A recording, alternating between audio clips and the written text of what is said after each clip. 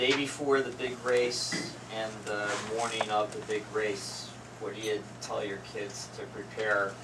You know, sleep, eat, run.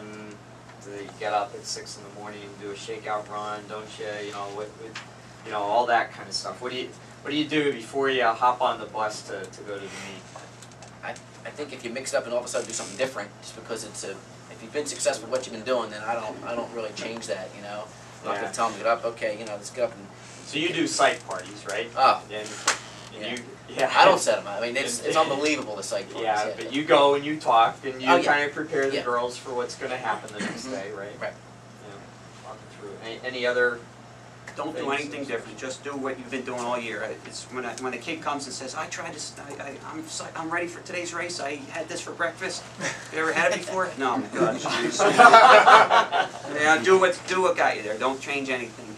If you've had no problems with your diet in races, don't change anything. Come sectional states. It's when you start trying to look for that magic food or formula or drink.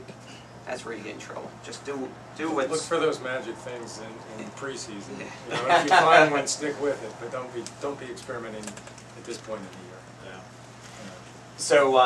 So it's race day. How do you prepare your runners' state of mind? What kind of mental preparation do you try to, you know, put them through? Is there any things that you do that you've seen successful or not successful, or what, Mike?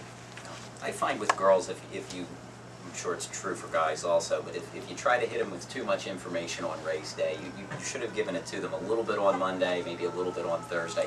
Friday, if we have a Saturday race, Friday I like to keep that very low key. I don't even really want to talk about the race. I want them to shake out and you go for a relatively light run on Friday. And just prior to racing, I know you mentioned warm-up time as a possible question coming our way. About an hour and 15 minutes prior to the race, we start our formal stretching and warm-up, and if they have to hit the bathroom, I prefer they do it then.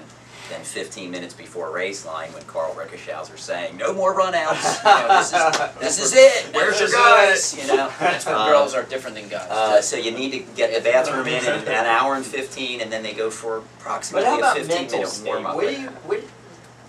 How have you prepared your girls to when go they out come and back compete? from their warm-up run, I'll usually talk to them for 5 to 7 minutes and just kind of get them in the right frame of mind. And what is that frame of mind? Basically, realistic goals, where we need to be, what they're capable of doing, where they should be at the mile mark as an individual or as a group, and you know, progress. Hopefully, moving up, not have a pouty face at the mile. You know, you can score a race. I remember somebody, I don't know who said it to me, but they said you can score the race at the mile just looking at kids' faces.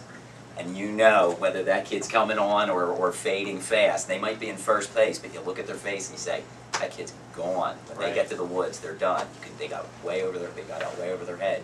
And you can see it on people's faces whether they're going to have a good day. So it's a matter of trying to add some last-minute words of advice, but don't overwhelm them on race day. I think they have a pretty good idea. If you did your job during the week, those kids should have a pretty good idea on race day. It's just a matter of putting them in the right frame of mind. In my memory, I have an image of a couple of your kids, Dan, that just were very focused, aggressive.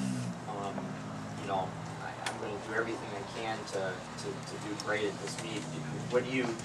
Is there anything that you do to? I talked to him today. My high school coach, man, he was enthusiastic. He was charismatic.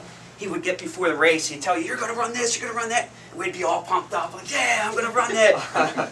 I'm not like that. I'm just not. I'm a different. And I learned very quickly that I can't. I'm not that type of coach. So I tell the kids on Friday, we have a talk, you know, before we have a practice. I say, "Okay, here's the meet. Here's what you need to do. Here's where you want to be at the race." Come race day on Saturday. Saturday we get on the bus and like, "Okay, fellas, come on, let's do it." Now, I look at Nick, he's talking to his guys, I'm like, "Geez, what the heck's he telling them?" It's just not me. I tell the guy. Okay, Nick, what's so it all depends on the coaching style. Tell Dan what your secret is. What do you tell the guys before the meet?